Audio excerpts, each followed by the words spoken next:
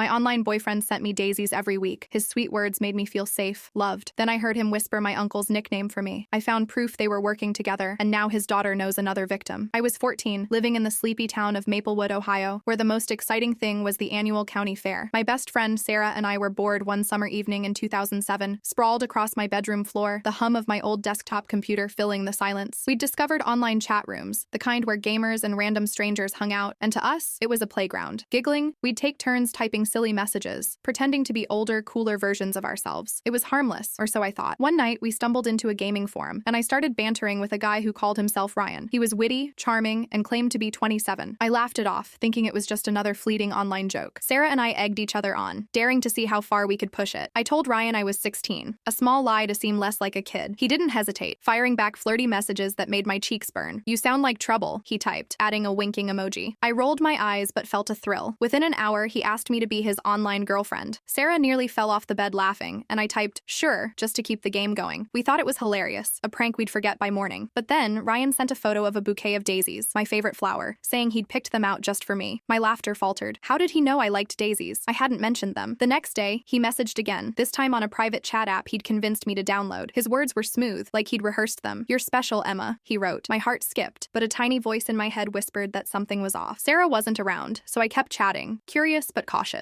He asked about my day, my school, even my family. I gave vague answers, sticking to my fake 16-year-old persona. By the end of the week, a package arrived at my house, a small charm bracelet with a daisy pendant. My mom thought it was from a school friend, but I knew better. My stomach twisted with a mix of excitement and unease. Ryan was moving fast, too fast, and I couldn't shake the feeling that he knew more about me than I'd shared. I sat on my bed, staring at the bracelet, its delicate silver chain glinting under my lamp. Part of me wanted to toss it out, but another part, the naive part, was flattered. No one had ever paid me this kind of attention before. I typed a quick thank you to Ryan, my fingers trembling. His reply was instant. "Anything for you, gorgeous." I smiled, but the unease grew. How did he get my address? I hadn't given it to him. I told myself it was probably just a lucky guess, maybe from something I'd let slip, but deep down, I knew it didn't add up. That night, I lay awake, the bracelet on my nightstand, its presence heavy, like a warning I wasn't ready to heed. Ryan's messages became my daily routine, a secret I kept tucked away like the daisy bracelet I hid in my drawer. Every ping from that chat app sent a jolt through me, a mix of dread and excitement. He was relentless, always online when I was, as if he knew my schedule. "How's my favorite girl in Maplewood?" he'd write, his words dripping with charm. I'd blush, typing back quick replies, careful not to share too much. But Ryan had a way of pulling details out of me. He'd ask about my classes at Lincoln High, my favorite coffee shop on Main Street, even my mom's garden. I thought I was being vague, but he'd piece things together, making me feel like he really saw me. By the second month, the gifts kept coming. A journal with daisies embossed on the cover, a playlist of songs he said reminded him of me, even a hoodie that smelled faintly of cologne. Each package arrived at my doorstep with no return address, just a note signed Ryan. My mom started asking questions, but I brushed them off, saying they were from Sarah. Lying came easier than I expected. Ryan's attention was intoxicating, like a drug I didn't know I was hooked on. He'd call me late at night, his voice smooth and low, coaxing me to stay on the line. "You're the only one who gets me, Emma," he'd say. I'd clutch my phone, heart racing, ignoring the voice in my head screaming that this wasn't normal. He started digging deeper, asking about my fights with mom, my struggles with math, the girls at school who whispered about me in the halls. I vented to him, feeling safe, like he was my confidant. But then he'd turn it around, saying things like, "You don't need those girls, Emma. You've got me." I didn't notice how he was isolating me, how I stopped hanging out with Sarah as much. One night, when I hesitated to share a personal story, he got sharp. "Don't you trust me?" he snapped, his tone cutting through the phone. My stomach knotted, guilt washing over me. I apologized, hating myself for upsetting him. That's when I realized I was in too deep. The turning point came during winter break. I was alone in my room, snow piling up outside, when Ryan sent a photo of a plane ticket to Florida. "Come meet me," he typed. "We'll start over, just you and me." My breath caught. I was 16 now, still lying about my age, but the idea of running away with a stranger was insane. I told him I couldn't, and his messages turned cold. "You're wasting my time, Emma," he wrote. "I thought you were serious." Tears stung my eyes as I begged him to understand. He didn't reply for hours, leaving me staring at my phone, panicked. When he finally messaged back, he was sweet again, apologizing, saying he just cared too much. I felt relieved but trapped, like I owed him my loyalty. The scariest part was how much he knew. He'd mentioned things I hadn't told him, like the name of my history teacher, Mr. Callahan, or the diner where I'd hung out with Sarah. Once he described my house down to the blue shutters and the oak tree in the yard. My heart pounded as I realized he wasn't just some guy on the internet. He was watching me somehow, somewhere. I started checking my windows at night, locking my bedroom door, but I couldn't stop talking to him. He'd alternate between showering me with compliments and making me feel small, like I was nothing without him. I was caught in his web, too scared to cut the thread, too drawn to his promises to pull away. I couldn't shake the feeling that Ryan was too close, like a shadow I couldn't outrun. It was spring, and I was 16, still tangled in his web of sweet words and sharp edges. One night, during one of our late calls, he mumbled mumbled something while half asleep. Love you, Em. My blood ran cold. Only my Uncle David called me Em, a nickname from when I was a kid. My real name was Emma, and I'd never told Ryan about the nickname. I lay there, phone pressed to my ear, my heart hammering. Was it a coincidence? I replayed his sleepy voice in my head, trying to convince myself I'd misheard, but the knot in my stomach told me otherwise. The next day at Lincoln High, I couldn't focus. My algebra teacher's voice faded as I doodled in my notebook, circling the word M over and over. Uncle David was my mom's younger brother, a laid-back guy who lived across town in Maplewood and dropped by for family dinners. He was always joking, always the fun uncle, but now I wondered what I really knew about him. Ryan's knowledge of my life, my school, my street, my favorite diner suddenly felt sinister. How did he know so much? I started watching Uncle David at home, searching for clues. He'd laugh with Mom over coffee, tease me about my grades, but nothing seemed off. Still, the doubt gnawed at me. I decided to test Ryan. During our next chat, I casually mentioned Uncle David, saying he'd been acting weird, talking about some tech-savvy friend of his. There was a pause, longer than usual. Oh yeah? What's he saying? Ryan asked, his tone too careful. My pulse quickened. He was fishing, trying to sound casual, but I caught the edge in his voice. I changed the subject, my mind racing. That night, I snuck into Mom's office where Uncle David sometimes left his laptop when he visited. I felt like a thief, my hands shaking as I powered it on. His email was open, no password needed. I searched for Ryan but found nothing. Then I tried Emma. Dozens of emails popped up, most from a guy named Ethan Carter. Ethan's emails were vague but chilling. She's opening up more. One read, keep pushing the gifts. My breath hitched. Another email mentioned payments $600 last month, $800 this month for Emma's project. My vision blurred as I scrolled through spreadsheets tracking my chats with Ryan, dates, topics, even my moods. One note read, she's insecure about school friends use that. My stomach churned. I printed the emails, stuffing them into my backpack, terrified Mom would catch me. The next day, I followed Uncle David after he left our house for a guys' night at a bar in downtown Maplewood. I borrowed Sarah's bike, keeping my hoodie up, staying a block behind. At the Rusty Anchor, I peered through the window. Uncle David sat with 3 guys, laughing over beers. One stood out, dark hair, early 30s, checking his phone constantly. He looked familiar, though I'd never met Ryan. When Uncle David stepped away, the guy leaned toward another man. Their conversation hushed, urgent. I snapped a blurry photo with my phone, my hands trembling. Back home, I searched Ethan Carter online. His social media was public, and there he was, the dark-haired guy from the bar. His profile said he was an IT consultant, just like Ryan claimed. My heart sank. A photo from 2 years ago showed him with Uncle David at a poker game, captioned, "Thanks for the tech help, man." They were close, too close. I cross-checked Ethan's number from an old email with Ryan's chat app contact. They didn't match, but when I texted Ryan from Sarah's phone, pretending to be a friend, I wrote, "Yo, Ethan, poker this weekend?" He replied instantly, "Wrong number." But he didn't question the name. My blood ran cold. Ryan was Ethan, and Uncle David was paying him to play me. The betrayal cut deep, my own uncle, orchestrating this sick game. I showed Sarah the emails, my voice shaking. Her eyes widened in horror. "We need to tell someone," she said. I nodded, but I wasn't ready. I needed more proof, something undeniable, before I could face the truth that my family wasn't what I thought. I clutched the printed emails, their edges crumpling in my sweaty hands. My room in Maplewood felt smaller, the walls closing in as I stared at Ethan's latest message on my phone. "Miss you, Em," it read, the nickname now a dagger in my chest. I knew Ethan was Ryan, and Uncle David was behind it all, but I needed to hear it from Ethan himself. I created a fake email account, my fingers trembling as I typed. The subject line was blunt. "I know who you are, Ethan." I attached the photo from the Rusty Anchor and a screenshot of the payment records labeled Emma's project. Then I hit send, my heart pounding like it would burst. Ethan's reply came in minutes, his tone stripped of the charm I'd known. "We need to talk. Not like this." He included a new phone number, not the one Ryan used. I didn't call. Instead, I forwarded everything to Sarah, my hands shaking as I told her to keep it safe. I was scared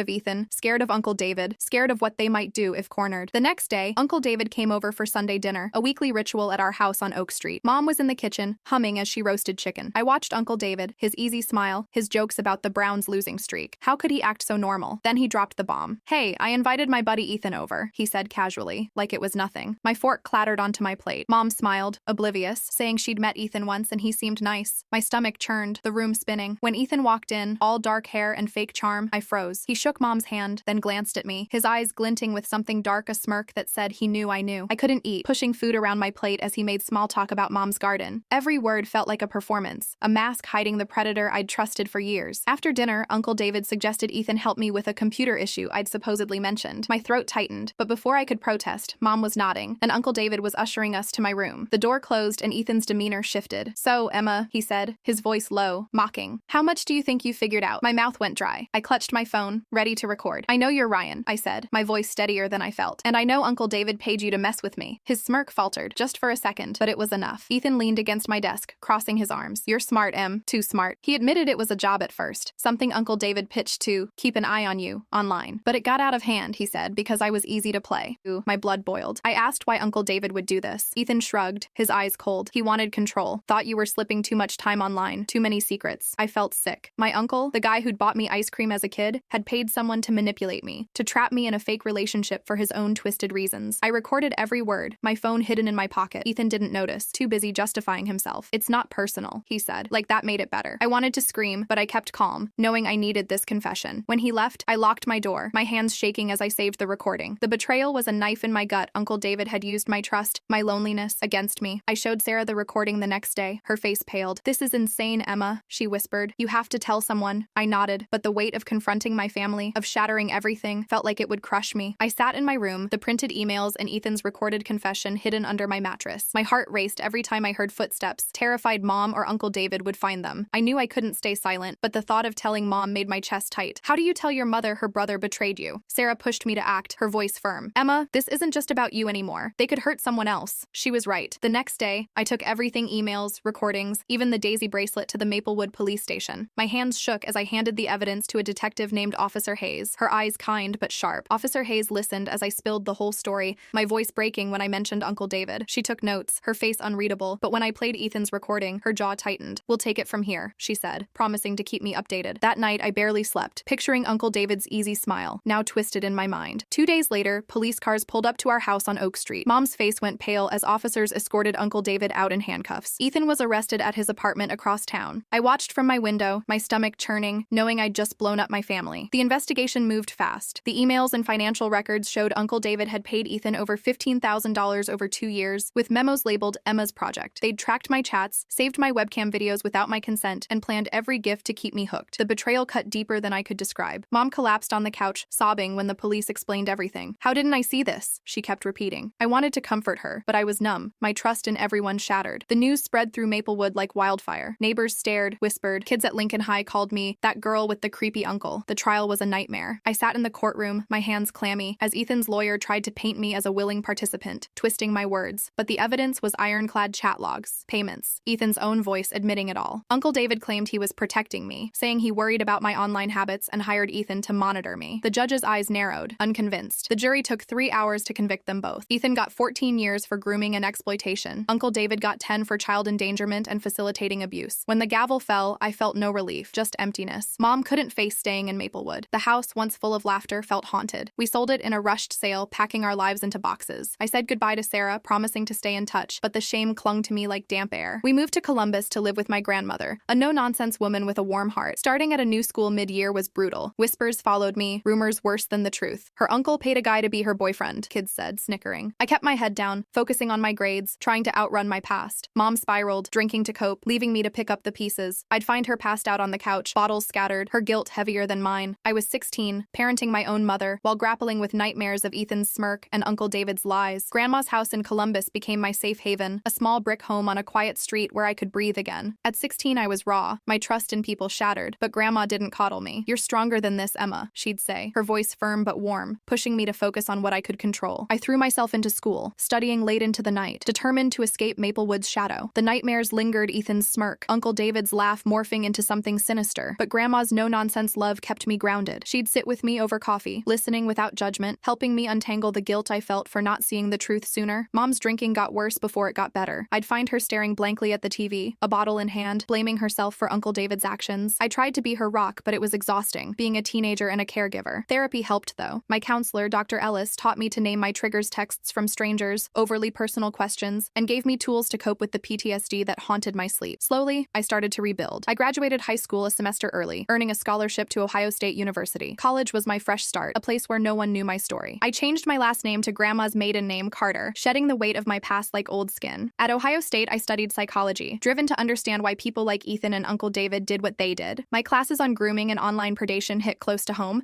but they also gave me purpose. In my sophomore year, I got a message from a woman named Rachel, 25, who'd heard about my case through a news article. She'd been Ethan's victim years before, targeted through a poetry forum when she was 13. Her uncle, not mine, had paid Ethan to watch her, a sick echo of my story. We met at a coffee shop near campus, my heart racing as I scanned the door. Rachel's eyes held the same haunted look I saw in my mirror, but her strength inspired me. We talked for hours, swapping stories of Ethan's calculated gifts, his manipulative words. Rachel and I started a support group, first just us, then others. 2 more of Ethan's victims joined, their stories chillingly familiar. We created a website, Safe Haven, for survivors of online grooming. We shared anonymous stories, posted red flags like love bombing bombing or knowing too much without being told, and linked to legal and counseling resources. Word spread, and soon we were hearing from girls across Ohio, then the country. Some were still trapped, others scarred but silent. We connected them with lawyers, therapists, and each other, building a community where shame had no place. I poured my pain into advocacy, speaking at schools about online safety, my voice steady despite the memories. A journalist found Safe Haven and wrote a feature that went viral. Suddenly, our inbox was flooded victims, parents, even teachers seeking advice. I testified before an Ohio legislative committee, my hands steady as I pushed for tougher laws on adults enabling online abuse. The law passed, inspired by my case, making facilitators like Uncle David face harsher penalties. I felt a spark of power, knowing my pain had changed something. By my senior year, Safe Haven was a nonprofit, run from Grandma's house. We trained counselors, ran workshops, and helped convict another predator linked to Ethan. Each step felt like reclaiming a piece of myself, turning trauma into strength, proving I was more than what they'd done to me. Against my therapist's advice, I decided to face Ethan in prison. I was 22, a senior at Ohio State, no longer the scared girl he'd manipulated. Grandma drove me to the state penitentiary, her hands steady on the wheel, her silence supportive. I sat across from Ethan, separated by glass, his face thinner, eyes hollowed by years behind bars. He picked up the phone, his smirk gone, replaced by a tired stare. "Why?" I asked, my voice calm but firm. He sighed, saying Uncle David paid him to protect me from online creeps, but greed took over. "You were an easy mark," he admitted, no remorse in his tone. I felt nothing, no anger, just clarity. "You stole my childhood," I said. He shrugged. "Blame your uncle." I hung up, walked out, and didn't look back. I never confronted Uncle David. His letters from prison went unopened, burned in Grandma's fireplace. I didn't need his excuses. They wouldn't undo the damage. Safe Haven became my focus, growing into a lifeline for survivors. Last year, we helped convict another predator tied to Ethan's network, a small victory in a long fight. Grandma passed away recently, leaving me her house, now Safe Haven's headquarters. Her letter, tucked in her will, said she was proud of the woman I'd become. I miss her every day, but her strength lives in me. Mom got sober, remarried a kind man, and we talk, though the pain lingers, a quiet ache between us. At 28, I'm engaged to Mark, a volunteer at Safe Haven who knows my story and loves me through my triggers. We met at a survivor advocacy event, his patience a balm to my scars. We plan to adopt, to give kids the safe home I craved. Last week, Ethan's daughter, Lily, messaged me. She's 19, estranged from her father, and wants to meet. I'm torn. Part of me wants closure, part wants to leave that chapter closed. But I'm not defined by Ethan or Uncle David anymore. I'm defined by Safe Haven, by the laws we've changed, the lives we've saved. Every step forward is my revenge, sweeter than I ever imagined.